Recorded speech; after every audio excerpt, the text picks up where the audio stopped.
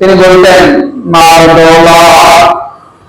माल दौलत की हवास दिल से निकाल, दिल को कुरान पढ़ कर नहीं जुल जा, दिल हो आए न तेरी दीदार का, दिल हो आए न तेरी दीदार का, सर झुका कर देख लो तेरा जवान।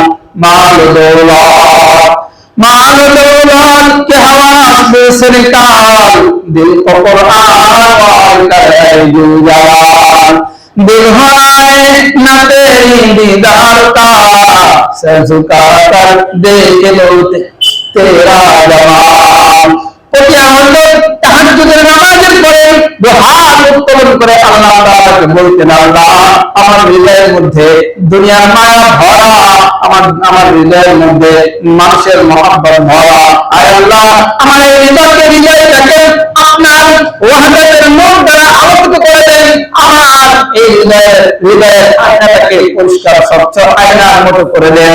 दिल हो आए न तेरी दीदार का, सर झुका कर देख लो तेरा जमाल। आय अल्लाह আমি যখন সিজদায় যাই, আমি যখন সিজদায় যাই, সিজদার মধ্যে আমি আমার এই পরিষ্কার স্বচ্ছ আয়নার মধ্যে রব আমি যেন আপনাকে দেখতে পাই।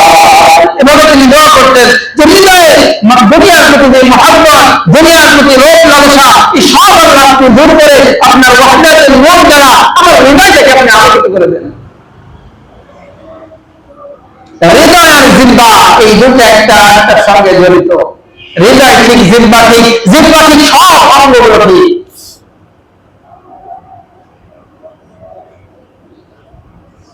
তো হৃদয় যদি ঠিক হয়ে যায়, জিহ্বা ঠিক হয়ে যায়, জিহ্বা ঠিক হয়ে গেলে সব ঠিক হয়ে যায়, কারণ সব অঙ্গগুলোকে জিহ্বার কাছে অনুমার্জন করে। আল্লাহ রাসূল বলেন, ইযা আসবাহা ইবনু আদম ফাইন্নাল আ'দাআ কুল্লাহা তুকাফিরুল লিসানা ফাতাকুল ইত্তাকিল্লাহ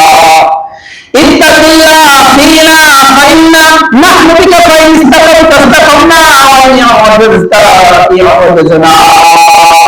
সব অঙ্গগুলো আদম সন্তান ঘুম থেকে যখন উঠে, ফজরের পর ঘুম থেকে ওঠার পর সব অঙ্গগুলো জিহ্বার কাছে অনুমার্জনা করে যে তুমি যদি ঠিক পথে চলো, তুমি ইত্তাকিল্লাহ ফাইন্না নাহনু বিকা, তুমি আল্লাহকে আমাদের ব্যাপারে ভয় করো, কেননা আমরা তোমার সাথে ফাইন্না নাহনু বিকা, তোমার সাথেই তো জড়িত।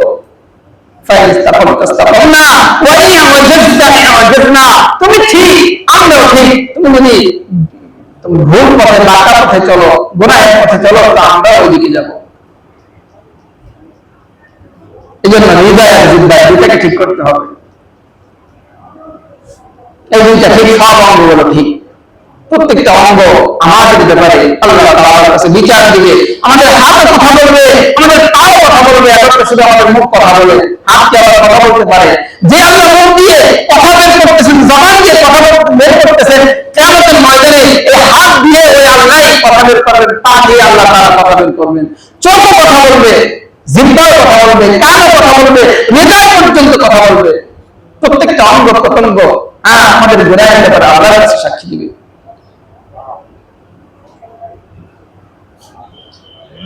যদি ভালো কাজ করি তো আল্লাহ তাআলার কাছে ভালোই সাক্ষী দিবে। এই জন্য আমল বাড়ানো, কিভাবে আমল করলে বেশি সওয়াব হয়, অল্পতে বেশি সওয়াব কিভাবে হয়, এই শুক্রবারের দিন, জুমার দিন, অনেক গুরুত্বপূর্ণ একটা আমল হলো দুরূদ। আল্লাহ রাসূল বলতেন যে তোমরা জুমার দিনে একটু বেশি পরিমাণে দুরূদ পড়ো আমার উপর। জুমার দিনে সাহাবায়ে কেরাম বেশি বেশি দুরূদ পাঠ করতেন। ছোট থেকে ছোট দুরূদ যদি কেউ পড়ে, সাল্লাল্লাহু আলাইহি ওয়াসাল্লাম, এতটুকু যদি কেউ পড়ে, রাসূল বলতেছেন মান সাল্লা আলাইহি ওয়াহিদান সাল্লু আলাইহি আশরা, একবার পড়লে 10 বার রহমত। শুধু এই রহমত দিয়ে শেষ নয়, তার কাছে তেমনি বৃদ্ধি করবে।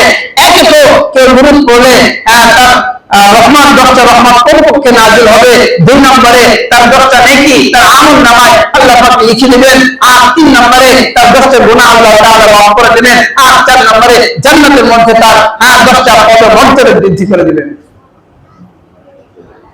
কি করছেন আপনি? শুধু এতটুকু পড়ছেন সাল্লাল্লাহু আলাইহি ওয়াসাল্লাম, পড়ছেন শুধু এতটুকু সাল্লাল্লাহু আলাইহি ওয়াসাল্লাম, 3-4 সেকেন্ড লাগে, কিন্তু দেওয়ার সময় রব দিল কতটুকু? পড়লেন একটু, দেওয়ার সময় দিলেন কত?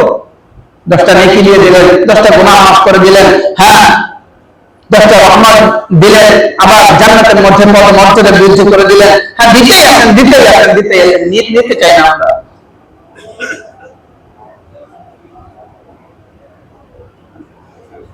বড় মানুষ রাসূলের নাম নেওয়ার পরে সাল্লাল্লাহু আলাইহি ওয়াসাল্লাম থেকে পড়ে না, সাহাবায়ে কেরামদের নাম নেওয়ার সময়ও রাদিয়াল্লাহু তাআলা আনহু এটা পড়ে না। ও মানুষ পড়তেছে না, গুরুত্ব দিতেছে না।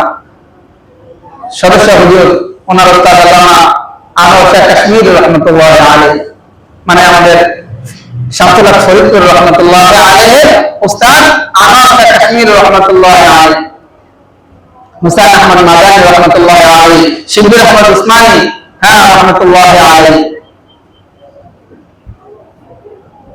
উনি এমন একজন ব্যক্তি ছিলেন যে আল্লামা কবি ইকবাল রাহমাতুল্লাহি আলাইহি, যিনি একজন বড় যুবক ছিলেন, তিনি কবিতার মধ্যে লিখতেছেন যে বিগত 500 বছরের মধ্যে হযরত আল্লামা আনোয়ার শাহ কাশ্মীরি রাহমাতুল্লাহি আলাইহির মতো এত বড় আলেম বিগত 500 বছরের মধ্যেও আসে না, একজন আসে না। এত বড় আলেম ছিলেন। আমরা জানি না, জানি তো যে 40 বছর একবার তিনি হ্যাঁ যেটা দেখতেন 40 বছরে এটা বলতেন না। তিনি কে? তিনি হলেন আল্লামা আনোয়ার শাহ কাশ্মীরি রাহমাতুল্লাহি আলাইহি। বাজারে পুরো কথা পর্যন্ত, বাজারে গেছে মানুষ এমনি কথাবার্তা বলতে থাকে, তো বাজারে কে কি কথা বলতেছে এটা শোনার জন্য তো তিনি বাজারে যেতেন না, কিন্তু তারপরেও কোনো কথাটার কাজ পর্যন্ত ভেসে আসলে সেটাও তার 40 বছর পর্যন্ত মনে থাকতেন। দেওবন্দের বিশাল লাইব্রেরি, ডাইনে 108 বামে 108 দৈর্ঘ্য প্রায় 30 হাত, একটা বিশাল লাইব্রেরি যেখানে লক্ষ লক্ষ কিতাব। সেই লাইব্রেরির মধ্যে কোন একটা কিতাবের নাম বলার পর যদি বলা হয় এই অমুক কিতাবের অমুক পৃষ্ঠায় কি লেখা আছে, তিনি সেটাও বলে দিতেন। এত এত যোগ্যতা কিভাবে তিনি অর্জন করলেন? কিভাবে এত যোগ্যতা তিনি অর্জন করলেন?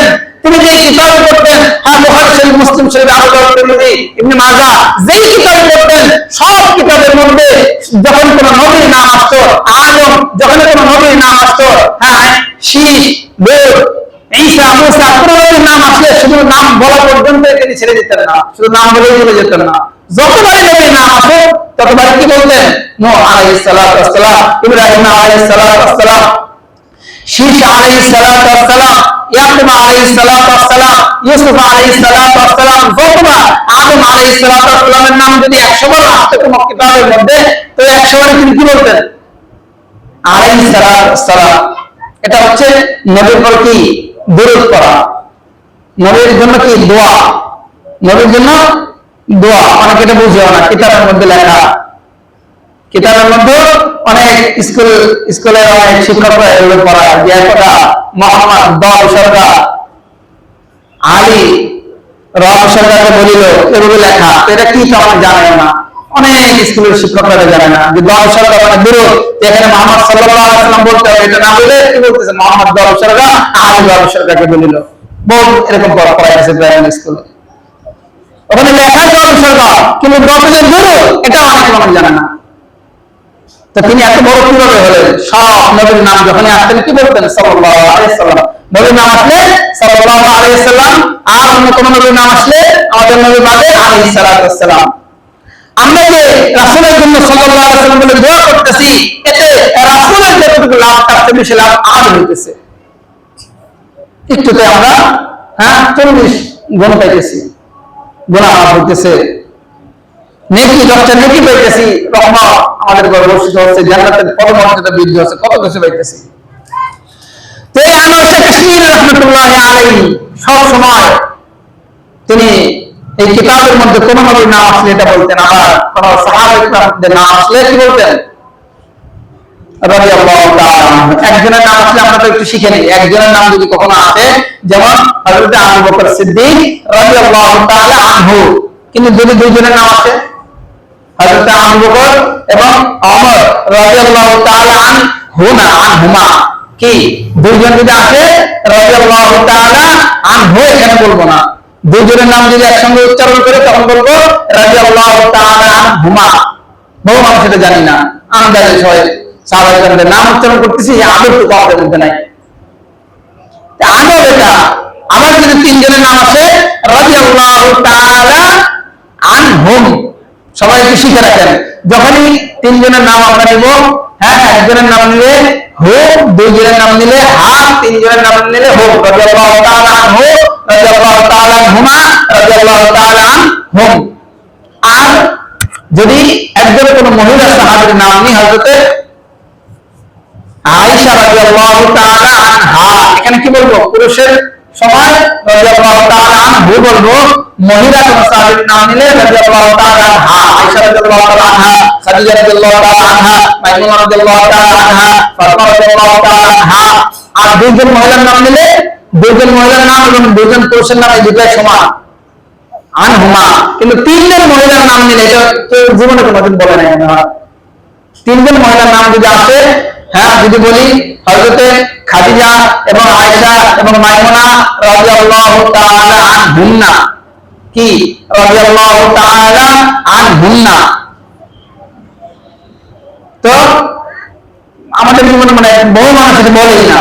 তিনজনের নাম, একজনের নাম নিলে মহিলা সাহাবীর নাম আনহা, দুজনের নাম হুমা, তিনজনের নাম আনহুন্না, রাদিয়াল্লাহু তাআলা আনহুন্না। এভাবে আমরা বলবো, এটা আদব। এরপরে কোন তাবি, সালিহ বুজুর্গ, কোন বুজুর্গ দিন, হ্যাঁ, বহু মানুষের নাম আমরা উচ্চারণ করি। এই যে শাইখুল হাদিস সাহেবের নাম মামুনুল হক সাহেবের বাবা, বাংলাদেশের শাইখুল হাদিস সাহেবের নামে একদিনই মানুষ ওনাকে চিনে না, বাবাকে, হ্যাঁ, শাইখুল হাদিস সাহেবের নাম আজিজুল হক রাহমাতুল্লাহি আলাইহি, চরমনায় ফজলুল করিম রাহমাতুল্লাহি আলাইহি, এবং যত বুজুর্গ আমাদের হাফেজ মাদ্রাসা আপনার আল্লামা শাহ আহমদ শফি রাহমাতুল্লাহি আলাইহি, এবং কোন বুজুর্গের নাম নিলে আমরা কি বলবো? রাহমাতুল্লাহি আলাইহি। একজনের নাম নিলে রাহমাতুল্লাহি আলাইহি, দুইজনের নাম নিলে রাহমাতুল্লাহি আলাইহিমা, তিনজনের নাম নিলে রাহমাতুল্লাহি আলাইহি বা রাহমাহুল্লাহ। তো এইভাবে আমরা নাম নেওয়া, এটা কি আদব। আল্লাহ তাআলা আমাদেরকে বুঝে আমল করার তৌফিক দান করেন। এইগুলোতে আমরা এটা জানলাম, সব কি আমরা জানলাম। এক নম্বরে কি জানা, কেউ যদি জানে আর না জানে এর মধ্যে পার্থক্যটা কি? কোরআনের একটা আয়াত, আল্লাহ তাআলা বলেন, লাইসা আলাল্লাযীনা আমানু ওয়া আমিলুস সালিহাতি গুনাহুম ফীমা কানু ইলা মাত্তাকাও ওয়া আমানু ওয়া আমিলুস সালিহাতি সুম্মা তাকাও ওয়া আমানু সুম্মা তাকাও ওয়া আহসানু সুম্মা তাকাও ওয়া আমানু সুম্মা তাকাও ওয়া আহসানু। আল্লাহ পাক রব্বুল আলামিন এই আয়াতের মধ্যে বলতেছেন, লাইসা আলাল্লাযীনা আমানু ওয়া আমিলুস সালিহাত, চারটা বিষয়ের কথা আল্লাহ তাআলা বলতেছে। কোন বান্দা ঈমান আনলো, কোন বান্দা ঈমান আনলো, ঈমান আনার পর নেক সৎ কাজ করলো, সালেহ কাজ করলো, তো নেক কাজ, ঈমান আনলো, ঈমান আনার পর সৎ কাজ করলো, করলে বলতেছে সে যদি এই দুইটা করে তাহলে সে বিগত সময়ে যত অপরাধ করলো, যত গুনাহ করলো, যত নেশা করলো, সব গুনাহ আল্লাহ তাআলা কি মাফ করে দিতেছেন। সাথে আবার সেই দিকে বলতেছেন, সুন্নাত তাকওয়া ওয়া আমানা সুন্নাত তাকওয়া ওয়া আহসানু, তাকওয়া অবলম্বন করলো এবং ইহসান অবলম্বন করলো। তাহলে কেউ যদি ঈমানের সাথে নেক কাজ করে, ঈমান, নেক কাজ, তাকওয়া এবং ইহসান, ইহসানের জন্য আল্লাহ তাআলা শর্ত করে দিলেন তাকওয়া, তাকওয়ার জন্য শর্ত করে দিলেন, তাকওয়া কবুল হওয়ার জন্য শর্ত করে দিলেন কি? নেক কাজ। আবার নেক কাজ কবুল হওয়ার জন্য শর্ত দিলেন কি? ঈমান। আর এই চারটা ইলম ছাড়া কখনো সম্ভব না।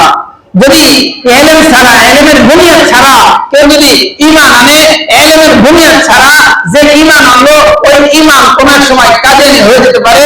ইলমের বুনিয়াদ ছাড়া কেউ যদি ঈমান আনে, ওই ঈমান এক গুমরাহির দিকে চলে যেতে পারে। ইলমের বুনিয়াদ ছাড়া কেউ যদি ঈমান আনে, সেই ঈমান আপনার বিভিন্ন মাঝের চিন্তা করতে পারে, মাঝের কুমের হয়ে যেতে পারে। ঈমান, ঈমানের জন্য ইলম শর্ত আল্লাহ তাআলা জুড়ে দিয়েছেন। যদি ঈমানের সাথে সাথে ইলম থাকে, এটা কখনো গুমরাহির দিকে যায় না, জাহান্নামের পথের দিকে যায় না, শয়তান তাকে ধোঁকা দিতে পারে না। সেই জন্য ইলমের, আমাদের ঈমানের সাথে সাথে ইলম শর্ত, জানা শর্ত। তালাবুল ইলম ফারিদাতুন আলা কুল্লি মুসলিম, আল্লাহ রাসূল সাল্লাল্লাহু আলাইহি ওয়াসাল্লাম এই জন্যই বলেছেন। যেটা ফরজটাকে খায় না, মাথায় এটাও বুঝি না। ফরজ মানে বাধ্যতামূলক। আমরা যে খাবার খাই, খাবার না খেলে বাঁচতে পারবো না, খাবার খাওয়া বাধ্যতামূলক। ঠিক এরকম ভাবে ইলম জানা, এটা বাধ্যতামূলক। জানবো, জানার পর আমল করবো, সেই আমলের প্রতিদান আল্লাহ তাআলা আমাদেরকে দিবেন জাযাআন বিমা কানু ইয়ামালুন। আল্লাহ তাআলা আমাদেরকে প্রতিদান দিবেন আমাদের আমলের বিনিময়ে। আমরা আমল করব, এই আমলের বিনিময়ে আল্লাহ প্রতিদান স্বরূপ কি জান্নাত দিবেন। তা আমল আমরা কতটুকু করলাম? কেউ যদি সারা জীবন তাকবীরের সাথে ইবাদত যদি করে তাহলে সে তার কাছে অসীম ইবাদত করতে পারে, কিন্তু আল্লাহর ইলমে এটা তো অসীম না। আল্লাহর ইলমে যেটা সীমিত। আল্লাহর ইলমে কি সে কয় বছর 60 বছর ইবাদত করছে, কেউ 80 বছর, কেউ বেঁচে থাকলে বা 100 বছর বেঁচে থাকলে সে 100 বছর ইবাদত করছে। 100 বছরে ইবাদত করে আল্লাহ তাআলা তাকে কি দিবেন? 100 বছরের জন্য 100 বছরের জান্নাত দিবে। কথার কথা 1000 বছর বেশি করে দিলে 1000 বছর দিল, কিন্তু 100 বছর ইবাদত করে সে কোটি কোটি বছরের অনেক হাজার বছরে সেই জান্নাতটা সে কিভাবে পাবে? এই অল্প সময় ইবাদত করে জান্নাতটা পাবে কিভাবে? আল্লাহ তো বলেন জাযাআন বিমা কানু ইয়ামালুন, জান্নাত তো আমলের বিনিময়ে। আরেক আয়াতের মধ্যে আল্লাহ তাআলা বলেছেন লিয়াওয়াফিয়াহুম উজুরাহুম, আল্লাহ তাআলা বলেছেন লিয়াওয়াফিয়াহুম উজুরাহুম ওয়া ইয়াজিদাহুম মিন ফাদলি। এখানে আল্লাহ তাআলা বলতেছেন বান্দারা যে ইবাদত করে লিয়াওয়াফিয়াহুম উজুরাহুম, আমি এটা আপনাদেরকে বুঝায় দিব। 100 বছর ইবাদত করব, তার বিনিময়ে আমি আল্লাহ তাআলা দিব 50 বছর করব, 50 বছর বিনিময়ে আমি আর দিব। কিন্তু এই অনন্ত কালে সেই জান্নাতটা কিভাবে দিবে? ওয়াজিদাহুম মিন ফাদলি, এই যে ফজল, আল্লাহর এই ফজলের ভান্ডার থেকে বান্দাকে দিতে থাকবে। সে যে ইবাদত গুলো করছে, এই ইবাদত দিয়ে তো জান্নাত দেওয়া কখনোই সম্ভব না। 50 বছর 100 বছর ইবাদত করছে, এটা দিয়ে অনন্তকালে জান্নাত কিভাবে দিবে? আল্লাহ তাআলা বলেন আমার যে ফজল, আমার যে অনুগ্রহ, আমার যে দয়া, এই দয়ার সাথে গুণ দিতে থাকবো। গুণ দিতে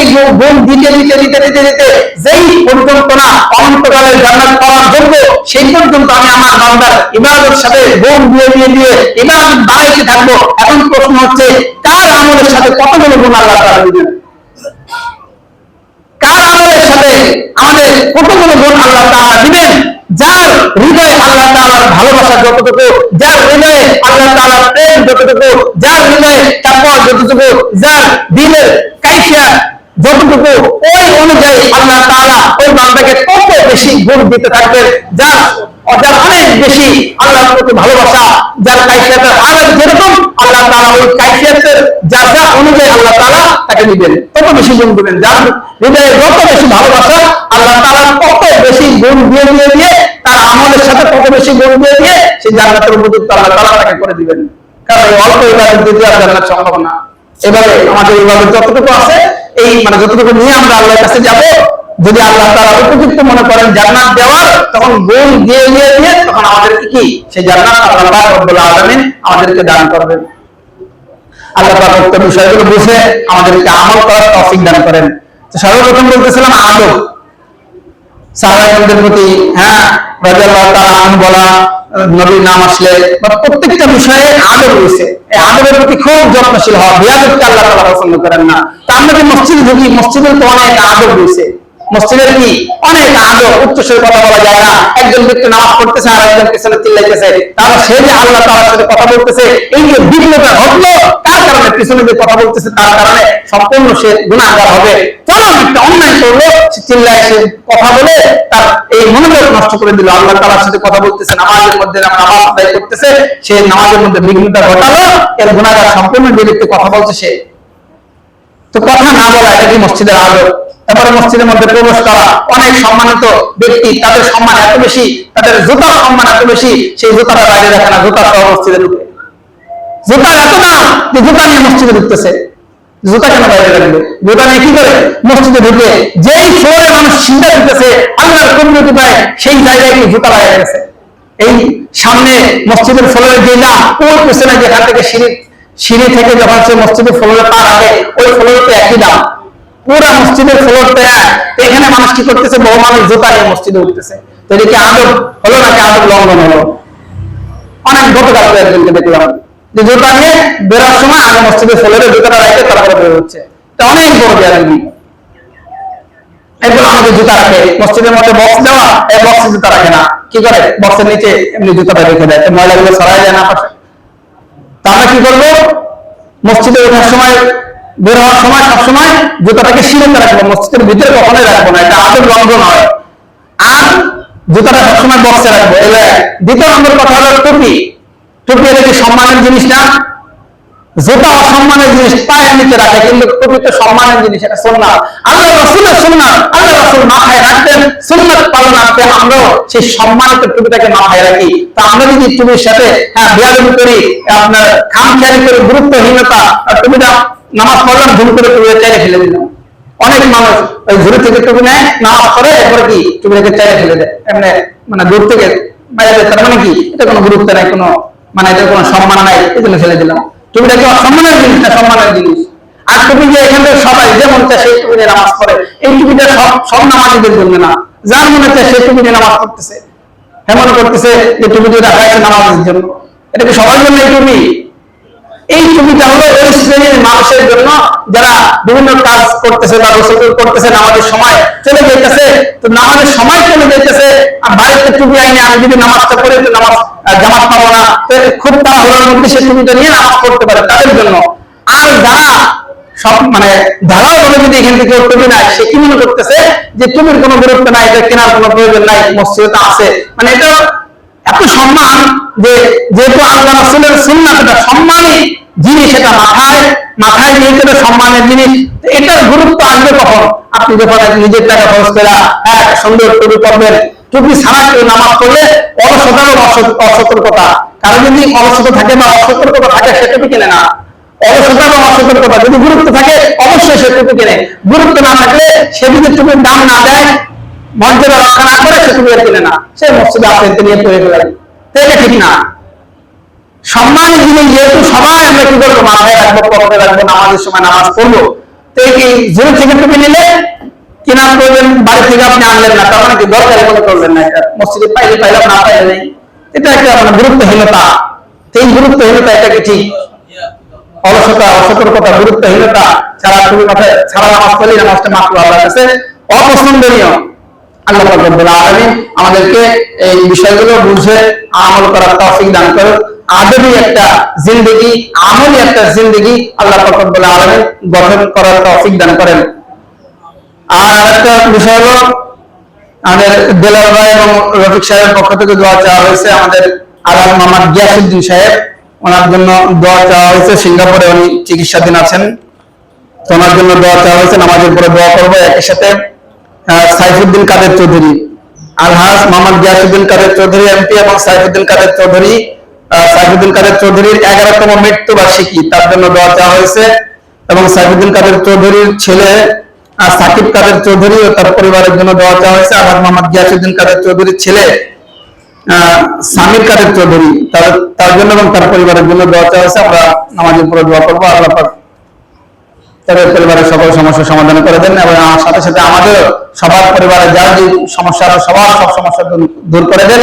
আল্লাহ রাব্বুল আলামিন সবার মনে নেক আশাকে পুরো করে নাম রাসূল দাওয়ানা আলহামদুলিল্লাহি রাব্বিল আলামিন। যারা সুন্নাত পড়ে নিচ্ছে, চার রাকাত কবলা জুমা সুন্নাত পড়ে নি, যে আল্লাহ রাব্বুল আলামিন আমাদেরকে যুলকদ মাসের দ্বিতীয় সপ্তাহের জুমার নামাজ আদায় করবার জন্য আল্লাহ ঘরে এনেছেন। এই জন্য আল্লাহ রব্বুল আলামিনের শুকরিয়া আদায় করি, হৃদয় থেকে বলি আলহামদুলিল্লাহ। যুলকদ মাস চলতেছে, এইভাবে একটার পর একটা মাস অতিবাহিত হয়ে যাচ্ছে, একটা একটা দিন চলে যাইতেছে, একটা একটা সপ্তাহ, একটা একটা মাস চলে যাইতেছে। মানে আমার আপনার হায়াতের,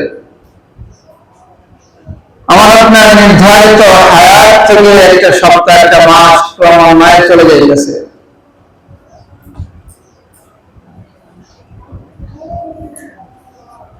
যার হায়াত ছিল 60 বছর, এক মাস চলে গেলে 60 বছর থেকে এক মাস চলে গেল, এক বছর চলে গেলে 60 বছর থেকে এক বছর চলে গেল।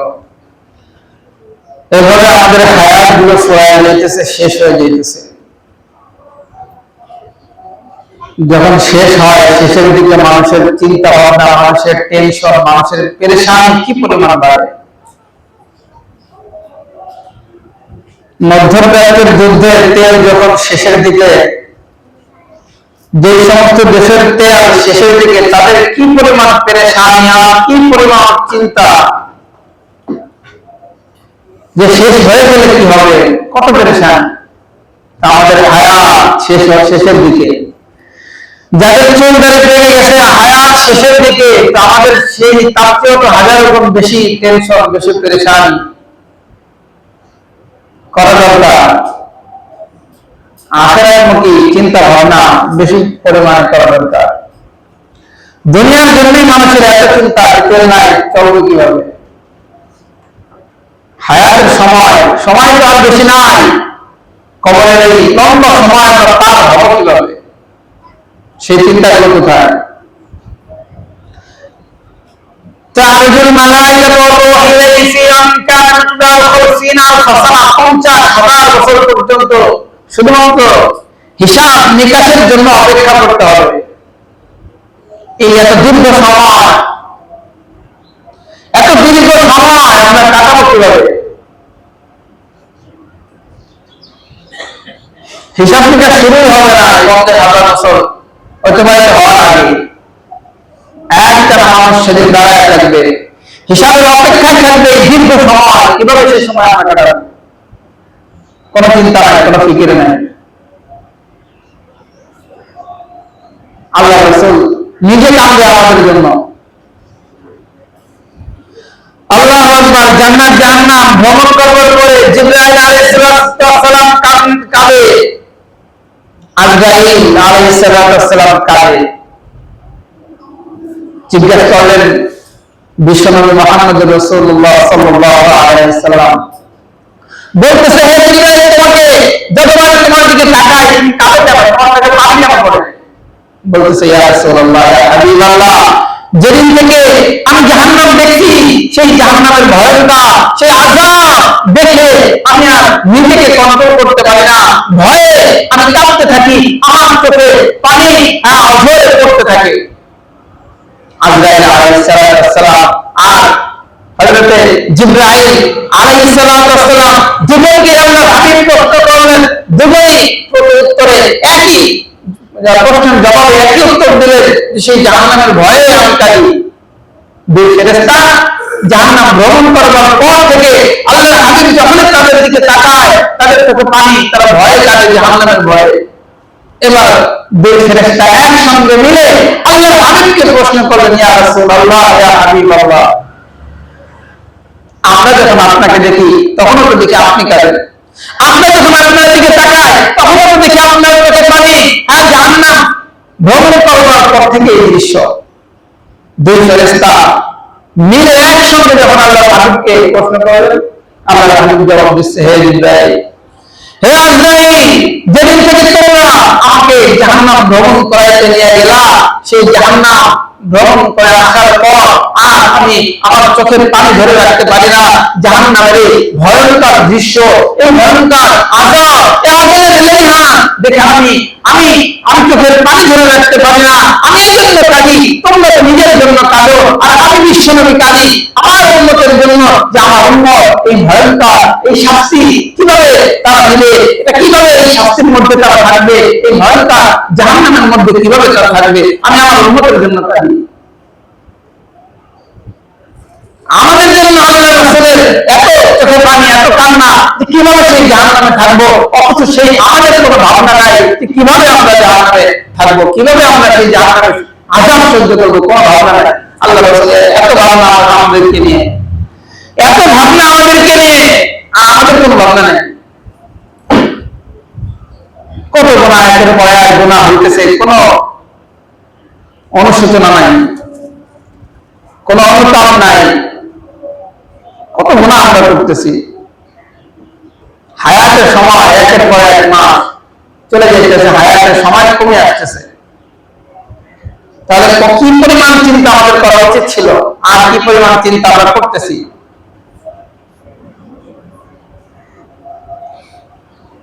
আল্লাহু আকবার। শুধু দুনিয়ার ভাবনা, সম্পদ, হৃদয়ে সম্পদের মায়া, মানুষের মায়া, দুনিয়ার চিন্তা ভাবনায় সময় কাটতেছে। পটিয়া হজরত